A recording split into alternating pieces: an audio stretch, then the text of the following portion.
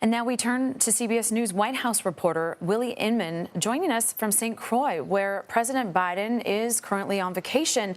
How are the president and first lady responding to the death of Jimmy Carter?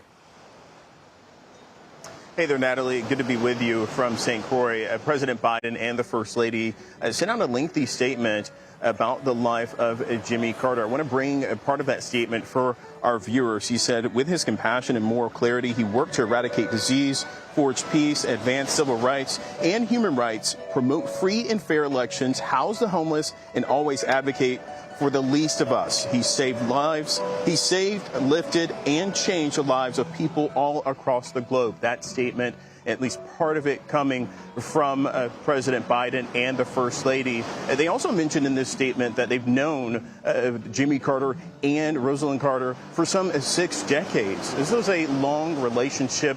Clearly, the president is very close to former President Carter. He attended Rosalind Carter's memorial service last year. The First Lady attended as well. That was perhaps the last time they were able to see each other. It was early on in the Biden administration during President Biden's presidency, where both he and the First Lady went down to Georgia to see both Jimmy Carter and Rosalind Carter and take that famous picture with all 4 of them together. So certainly a lengthy relationship between President Biden, the current president, and former President Jimmy Carter as we celebrate his life and long-lasting legacy, Natalie.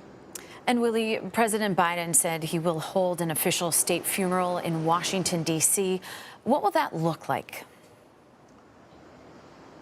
Yeah, there's a lot of pomp and circumstance that comes with holding an official state funeral for a leader like Jimmy Carter, like a former president. Now, President Biden has already officially begun that process with releasing the statement. As Skylar Henry pointed out, my colleague, there'll be part of this that will take place in Georgia, but a huge part of it will also take place in Washington, D.C., where you oftentimes will see the current president, the First Lady, and former presidents, former First Ladies, all in attendance. There is certainly a lengthy list of things to do, and it'll be a days-long process. We don't yet know the date of that state funeral, when it will be held, but we certainly know that part of it will take place in Washington, D.C. Natalie.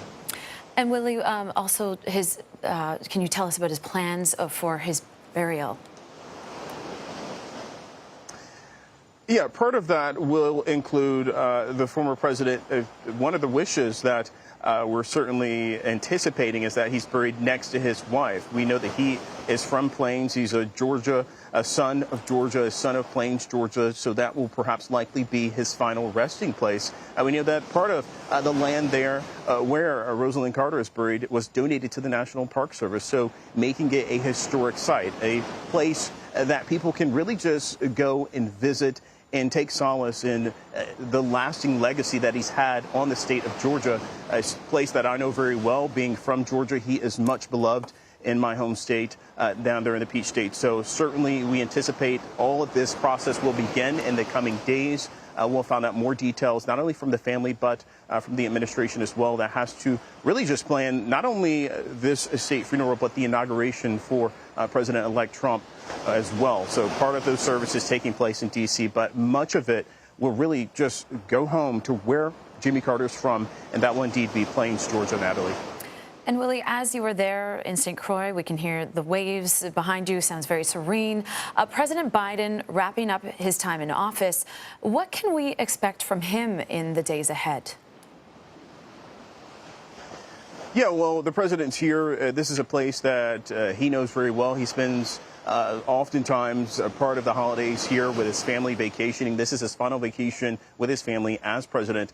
There's certainly a lengthy list of things that the president has on his to-do list, sending out more aid for Ukraine. The president will likely try to do that before January 20th when the president-elect takes office. On top of that, there are more pardons and commutations that the president will likely give out. We did get some news recently about student aid. That is something that people have really kept their eye on, especially when it comes to those public student loan forgiveness. That's certainly something that the Biden administration has tried to do. No word on if there'll be any more large-scale student loan forgiveness, but the president the Department of Education, I should say, did that just a few days ago. And one other thing I wanted to also mention, Natalie, is the president will travel to Italy to see the Pope. This is something that the president has close to his heart. He is a devout Catholic. He goes to church essentially every week. We saw him attend church yesterday where he made some comments, gave some news about the Azerbaijan air crash. He was asked whether or not Putin is to blame for that crash. The president said he had to talk with his team and be briefed on that situation. But we certainly anticipate that will be a big trip for the president to meet with the Pope and other Italian leaders, of course. But a large focus of that trip in early January will be that meeting between him and the Pope there in Vatican City, Natalie. Well, Willie, thank you so much for joining us from St. Croix.